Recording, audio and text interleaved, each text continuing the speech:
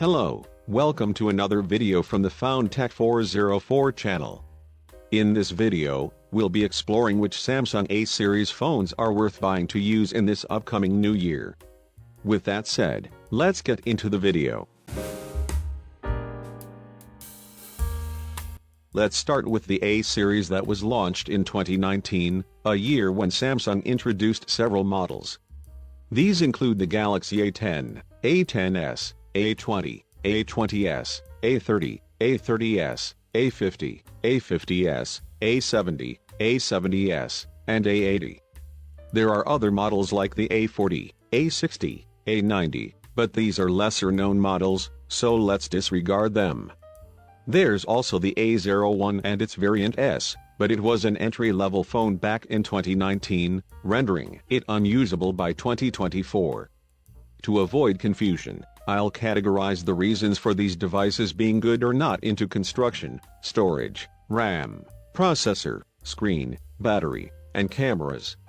Models released in 2020 onwards will be covered in other video.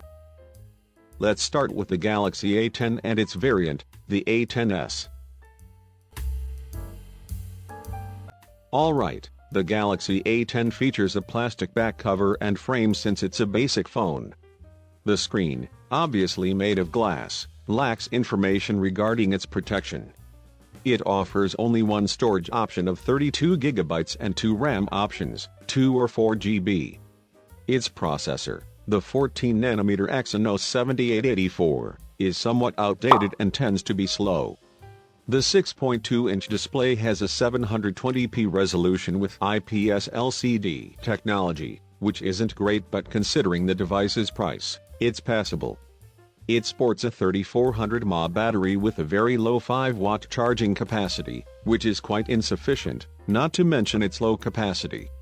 It originally came with Android 9 and One UI 1, but updates halted at Android 11 and One UI 3.1. The rear camera boasts 12 megapixels and can record videos at up to 1080p/30fps, while the front-facing camera, with 5 megapixels, records only at 720p/30fps. In my opinion, this phone has already reached its limit. At its release, it was meant to be a basic phone in 2019. Its standout features are its storage and RAM, but it has other downsides, such as lacking NFC for contactless payments, a micro USB charging port, and the slow 5-watt charging. The A10s doesn't differ much, just having an extra camera and a fingerprint sensor, which doesn't make it significantly better. So, if you were thinking of buying it, it's better to steer clear. Now, onto the Galaxy A20. The Galaxy A20 is almost a Galaxy A10 with a few extra features.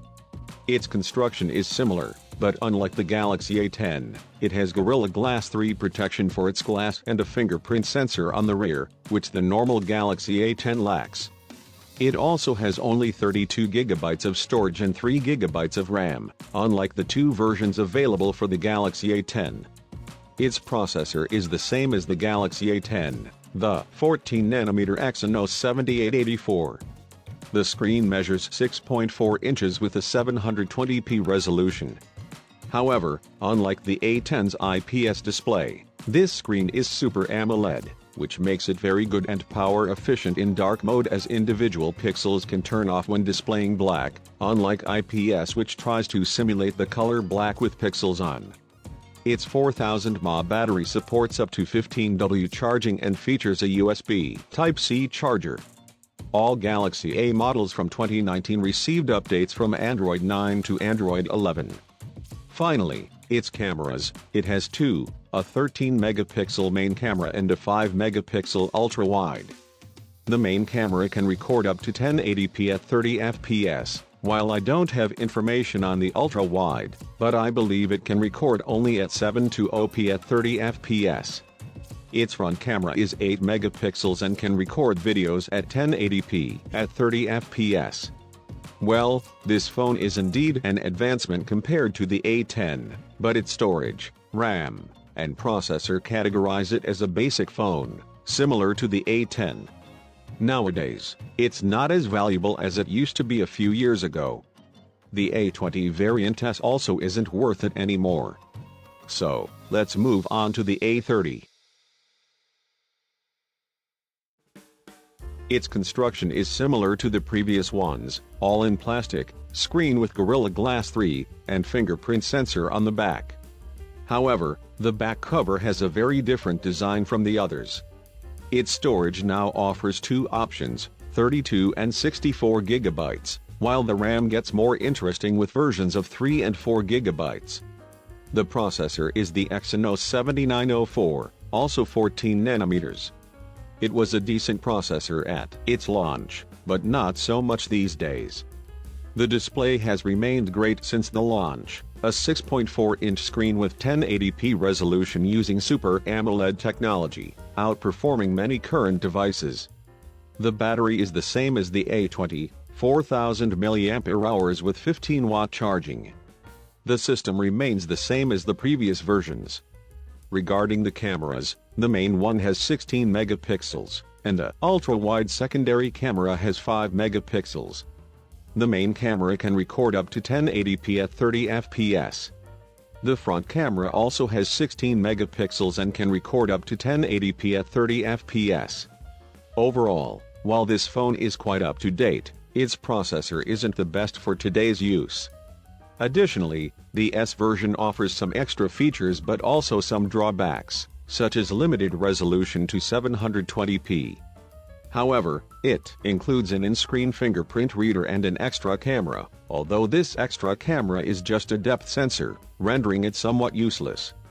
The primary camera in the S version boasts 25 megapixels, and the ultra-wide has 8. Other than that, it's essentially the same phone, with a 128GB version available. Therefore, I don't recommend purchasing either of these devices. Let's move on to models that start to improve the situation.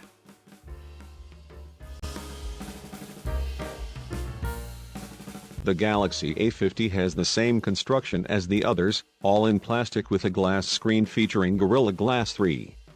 It offers storage options of 64 and 128 GB, both available with 4 and 6 GB RAM.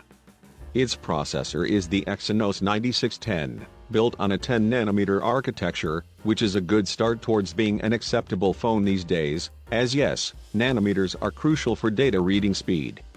Its screen is exactly the same as the regular A30, 1080p resolution, Super AMOLED, and 6.4 inches, but it includes the fingerprint reader from the A30s, essentially combining the regular A30's screen with the S variant feature. The battery remains consistent with the previous ones, 4000 mAh and 15-watt charging. Its cameras are the same as the A30s, 25 megapixels for the main camera, 8 megapixels for the ultra-wide, and a 5 megapixel depth sensor.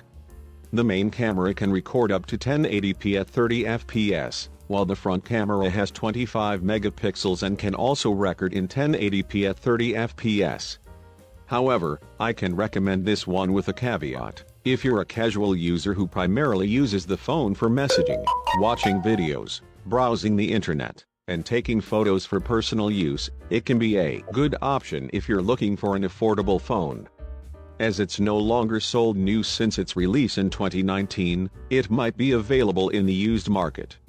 Now, the A50s isn't that worthwhile because the only change is the main camera with 48 megapixels and 4K recording at 30 fps, which doesn't make much sense if you're seeking an inexpensive phone.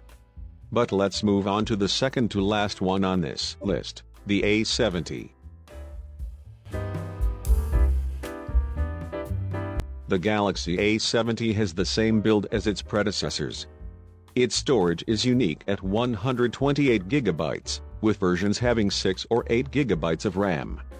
Its processor is no longer Exynos but rather a Snapdragon 675, an 11nm processor, relatively inferior to the previous one, but not by much. The screen is 6.7 inches, with 1080p resolution and Super AMOLED technology with a fingerprint reader. Its battery has been increased to 4500 mAh with 25-watt fast charging.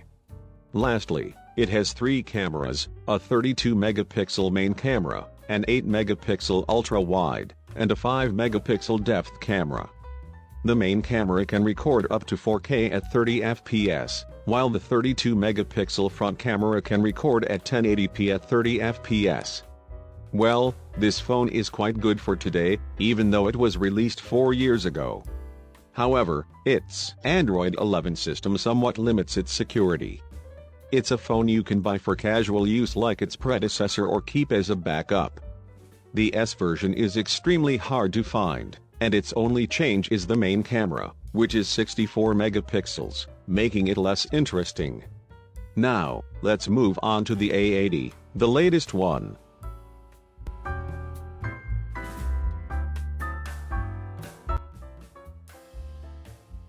The Galaxy A80 breaks the standard, starting with its build, a glass back with Gorilla Glass 6 protection, aluminum sides, and, obviously, glass on the front with Gorilla Glass 3. It could have been 6, but anyway. Its storage and RAM are unique, at 128GB with 8GB of RAM. Its processor changes drastically to the 8nm Snapdragon 730, competing head-on with some current phones. Its screen is the same as the A70, 6.7 inches, 1080p, with Super AMOLED technology and an in-display fingerprint sensor. Unfortunately, its battery decreases to 3700 mAh but still supports 25-watt charging. Now, its main differentiator, which is still new to many, is its pop-up camera. What does this mean? It means the rear cameras are used for taking front-facing photos. That's right, your selfies will have the same quality as the rear camera since it's used on both sides. But diving into its specifications, the main camera has 48 megapixels, the ultra-wide has 8, and instead of depth cameras from previous phones, here we have a TOF camera, a 3D scanner, for even better depth measurement. It records up to 4K at 30 fps. And obviously, the front recordings also have this capability. Well, I recommend this one if you can charge your phone multiple times a day because its battery isn't the best, starting at 3700 mAh from the factory, and nowadays, this phone is only found used, meaning the battery might have even less capacity. Well, that was the video. I hope you enjoyed it. Please hit the like button because this video took an absurd amount of effort, and finally, subscribe here, please.